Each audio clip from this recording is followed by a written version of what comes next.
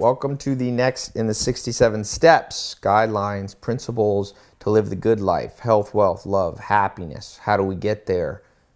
Start by changing habits. There's 2 time frames you want for life. The 67-day one is the scientifically researched, optimized time frame to start rewiring the brain. We used to think it was 30 days, but doesn't seem like that's the best. University College London says around 66 or so days. I added 1 for good luck. So we're going through. You're pretty far along here in the 67 steps. I call this one today, Bone Thugs and Harmony and the Tyranny of the 1st and 15th, Undoing the Chains of the Rat Race. So, Bones, Thugs, and Harmony, they've got a song about, the rat race. I kind of put that tongue in cheek, but the tyranny of the 1st and 15th is high on my mind. And if you look at what dominates the vast majority of humans' life right now, it's what? It's finance. It's making money. So this program, 67 Steps, that you're in now is not about business per se. If you go through this 67 steps, you can graduate into, I've got this level 2, which is this, business academy online mini MBA investor entrepreneur system. But I want to touch on things because it's important that you understand that as part of the good life. And, when there's this understanding of the 1st and the 5th being a real tyranny, the average person in the world, billions of people, are just dreading the next day. The next date that their rent is due, their car payment is due, their insurance is due, that they have to pay their insurance and food. Everything that you have is centered around, now it might not be always the 1st and the 15th, but most people are captives to some cycle. That is the definition of scarcity and not having financial independence. See, financial independence means the days begin to blur together. Obviously, you'll have some deadlines and things, but you're not under the tyranny, okay? You're not under the tyranny of the 1st and the 15th. I'm going to try to pull something up here. So for you, how do we get away from this? That's really what I want to talk about. And I think there's a simple way and a hard way. Let's start with the simple way. The simplest way is to change how you understand money, how you understand the tyranny. The way most people understand it is this is an inevitable part of life. That you will be going, can I scrape by for the 1st to pay my rent? Can I scrape by for the 15th? Now, the breakthrough that I had, one of my business partners, John, he said to me, Tai, what is the opposite of monthly bills, monthly expenses? So I thought about it. What is the opposite of monthly bills? Monthly expense. Well, if you just use logic, the opposite of monthly expenses is monthly income. So the solution for everything is income for the most part. Obviously, you need to cut costs, but some costs are inevitable in a world of 7 billion people where you exchange currency for time, for energy, for services. You're not going to get away from that. Even Amish or survivalists still have to buy and exchange. Even the Native Americans hundreds of years ago in the United States were exchanging goods with each other and then with settlers when the settlers came. So when Bones, Thugs, and Harmony, when people are rapping or singing about, the grind of life and you got to pay those bills and all that kind of stuff, they're right. That's what average person's life is dominated by. That's what the crowd is dominated by. Their thoughts. And but we want to be like Friedrich Nietzsche when he said that every person wants to rise above the crowd, every extraordinary person. And if you're still in this program, you're on your way. Maybe you already are an extraordinary person that's risen above. So this thought of how do I create income that's not one time? You see, obviously when I said that, monthly expenses, the opposite of monthly expenses is monthly income. That's pretty obvious. People are like, oh, Ty, it's not helpful. How's that help me? Well, let's think a little bit deeper. I think it helps you. I think it helps you to understand you got to just match it. If monthly expenses come in like clockwork, and they do, boy, your bank doesn't care if you lost your job. Your bank doesn't care if your mom's sick. They just want their money. And the same with your car payment, and the same with the grocery store and everything you have. It's like clockwork. You got to pay it. Can't do it on credit most of the time, or eventually your credit will run out. So in the same way, your income has to move into this clockwork. Boom. Always on the first, money coming in. Always on the 15th. Now, how this is known, what I'm saying, because that's why people for the last about 100, even less, 50 years, have had 9-to-5 jobs. That was the solution for it. 150 years ago, most of the world was rural, living on farms. They were not under the tyranny of the 1st and the 15th. I live with the Amish. I live with Joel Salatin to spend 10 years on a farm.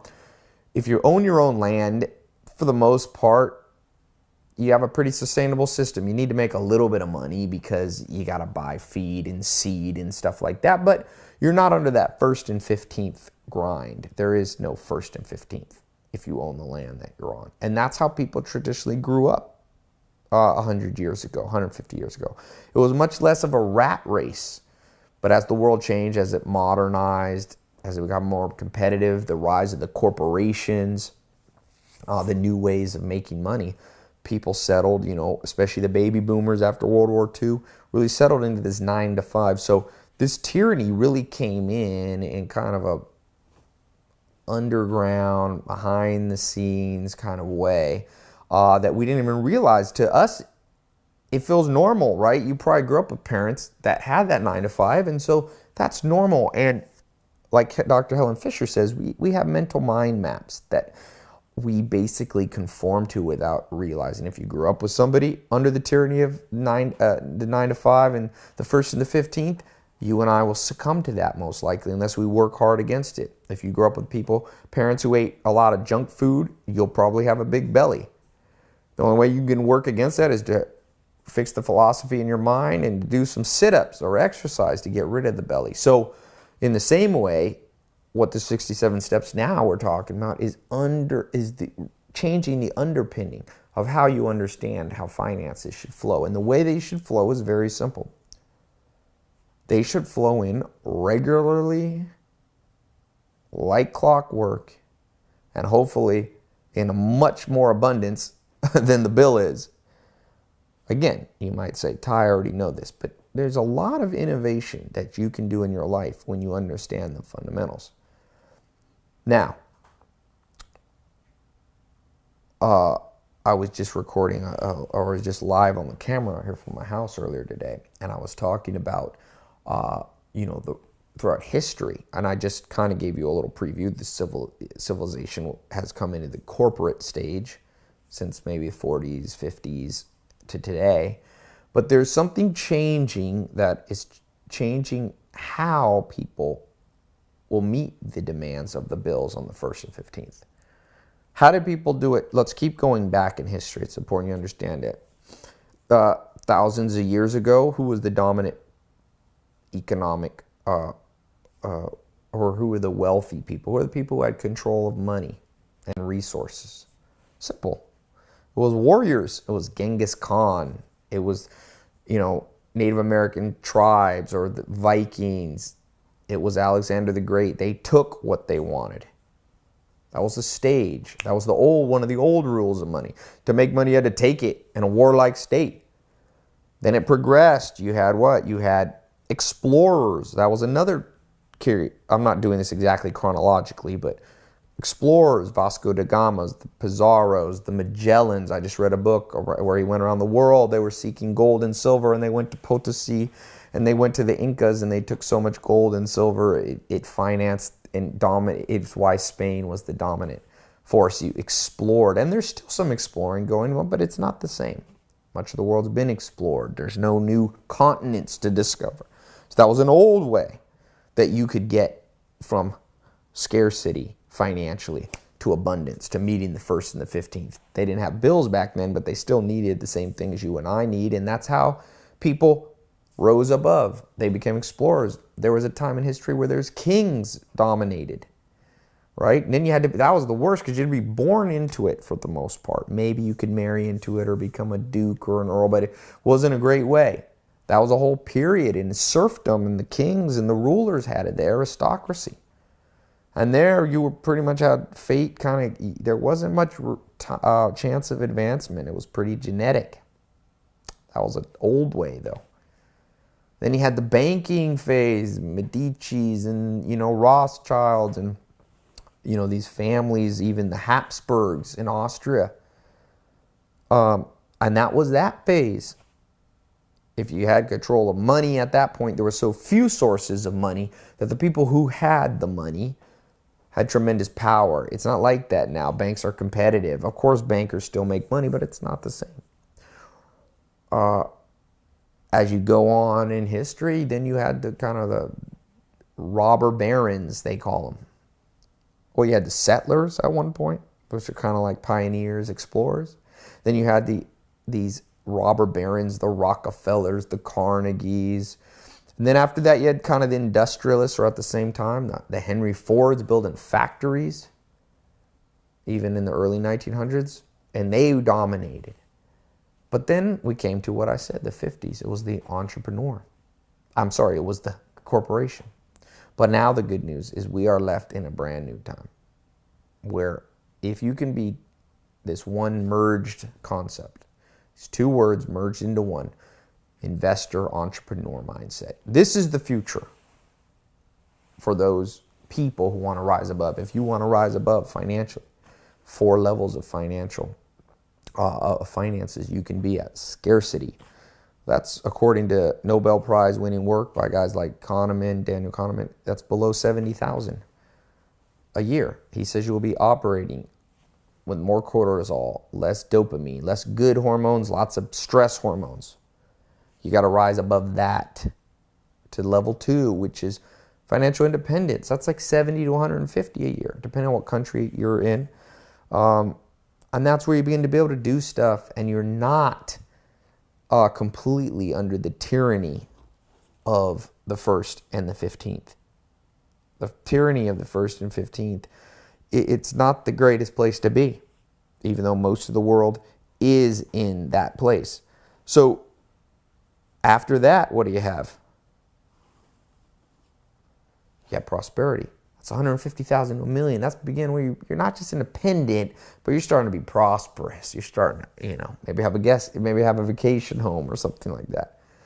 Not just materialistic, but, it's another level up of independence. And lastly, that was 150 to, let's say, 1 million. Above 1 million is where you start to have wealth and impact. You can really change the world financially. Of course, you can change it with no money, but if you choose to do it in a financial way, like Bill Gates Foundation or something like this, Oprah Winfrey, you begin to change the world, and you have access to impact and power with money. So wherever you are, we want to move you up. Now, in the 67 steps, you're not going to completely be able to do that because this isn't a business course per se, but we can begin to change the habits, which will then lead you to the next step. Some of you may be interested. You can click on some of the stuff, the mini MBA, the business program that I have.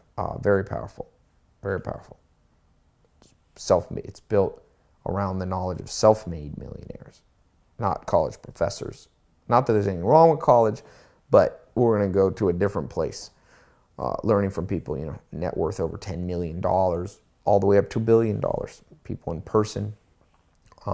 My experiences, businesses, and what I was taught by my mentors and those people that I'm lucky enough now to have friends and allies and business partners. So for you, going back to this, there's an evolution that must take place in your brain. You have to take advantage of the new rules of money. You see, you and I are still trapped back in the corporate days, which means people work 9 to 5. Now, let me say, there's nothing wrong with working 9 to 5 per se. There's nothing wrong with having your bills on the 1st and the 15th. Even wealthy people have bills. But the tyranny is what you want to avoid. Meaning, waking up going, this obligation, I'm not sure if I'm going to meet it. And having that continual stress. There's nothing wrong with stress at different occasions in your life because it will drive you forward to new aspirations, new ambitions. But if it's a low grade or a high grade stressor that continues on and on without hope, that's going to drive you to a place that you don't want to be. None of us want to be. You may be there now. And the first place is to understand there's new rules of money. There's never been a time in history where I was reading about a 16-year-old kid who started a toys company. He's making $10 million a year. Or the kid who started Sumly, an app that summarized the news in the UK, sold it for $15 million. Or Zuckerberg with Facebook making almost $30 billion before he was 30. I have friends, one friend 25 years old, worth $100 million. Another guy was with, that's in the inner circle, some of the stuff I do, $500 to $800 million net worth before he's and he's still in his 20s. When else would this happen in history? It wouldn't happen necessarily, in the warrior stage. Occasionally, young people took, Alexander the Great was young, but in general, no. It was the people who had large armies behind them. It was hard. The explorers, very few people could do it. Now you have millions of millionaires just in the United States. See, back then it was one winner take all. Alexander the Great took half the world. One person benefited from that financial wealth that he took as he conquered the world. Okay, there was no place for women. There was no place for minorities or this, that, and that thing. So tremendous, and there's still prejudice and racism and sexism, but it's different now because you have the ability, the possibility to rise above it. You see it all around you, whether it be Oprah Winfrey, a black woman making $2 billion. When else would that have happened in history? Zero time in modern, in history have you had that. Self-made from poverty, didn't inherit the money. Okay, I want to make key differentiation there. So we live in the best of times. We live in opportunities, in a world where the opportunities abound beyond what we can even take advantage of. Joel Salatin was at my house. Some of you might be in the Millionaire Mentor interview series, and Joel Salatin said, Tai, I don't even know how people can sleep with all the opportunities. I can hardly sleep with all the opportunities coming across my desk of things I could do, this exciting, make money, change the world. It's all there. It's all there. But you have to adopt the new rule, which you are going to become an investor and entrepreneur. Now, let me define that. Investor, I do not mean invest in real estate, invest in the stock market, invest in gold. What I mean is the definition right here in this book by Buffett, a few lessons for investors and managers by Bevlin, is that someone willing to invest now to get more in the future. That investment now means sometimes you're going to have to read a book when everybody else is watching TV or playing video games. That's the investor mentality. You're going to have to maybe, not drive a nicer car at the beginning so that in the future you can have 3 nice cars. You're going to have to put away for the future. That's the investor mentality. That's the opposite is the consumer mentality, which is what's being imposed upon you continually by right here in Hollywood. Because they want your money. You're going to take back. An investor takes control of their life. Says, no, this life's played on my terms. The second part of that, because, they called it Philosopher Kings. That was the 2-part that Socrates talked about. I call this investor entrepreneur. It's twofold. You're 2 things at once. The entrepreneur is the creative innovator that remakes the world in their own image. You may be a solo entrepreneur, or you may partner up with people, or you might even be an employee. There's nothing wrong. You can be an investor entrepreneur even as an employee. You can still invest in your own brain, reading, learning, mentoring, while being part of an organization. entrepreneur. You can still have massive creativity within an organization. Depending on your personality type, you may be better off working with other people versus alone. And for some of you, you need to strike out on your own. Point of this 67 steps is just kind of inject a new thought that times have changed, that you no longer have to be under that tyranny that people have had to be under for thousands, if not longer, of years. You have the ability to take back, but it comes from this one simple thought: investor, entrepreneur. So we'll continue to talk more about business. Some of you will progress from this, or even now you can do both simultaneously. You may want, if you have any questions, you can just email support@tailopez.com, or right above this video, there should be a link where you can see the mini MBA, or the academy, we call it, the business training how to become an investor entrepreneur. This is the highest, the pinnacle. The statistics show the same. Out of the 400 wealthiest people in the world, self-made, 77 of them are investors, and most of those investors are a subset of they're entrepreneurs. They don't just buy stocks and day trade or something. Very few people are like that. They're entrepreneurs. They're creative. They're remaking the world in that image that they have. Oh, I always wanted to travel and make money. Okay, then they figure out how to innovate, like Bezos says, how to innovate your way out of wherever you are. So the questions that I have for you. The first one is, in what ways have you, or are you, under the tyranny of the 1st and 15th? Expenses that must be paid. Number 2, in what ways have you adopted the mentality of past ways of making money, the corporate 9-to-5 mindset that maybe your parents had? Okay, and how's that holding you back? And number 3, what's something tangible you can do immediately to start becoming an investor entrepreneur? Creativity coupled with investment in yourself through books, through programs, through seminars. Even this, what you're doing now, is an example of you becoming an investor. Not a consumer where you just buy stuff that rust, rots, and depreciates. You're focused all on cars, and you're focused on the newest clothes. That's all making someone else rich. Focus just on music, focus on video games. You're just making other people rich. When are you going to invest in yourself? Through creativity. Okay? So answer those 3 questions below in the community. Look at what other people wrote. Also, write in the private journal. And if you want to email that to me, take a picture to tailopez.com. That'd be great. If not, keep that private. And I will see you on the next of the 67 steps. So thanks so much.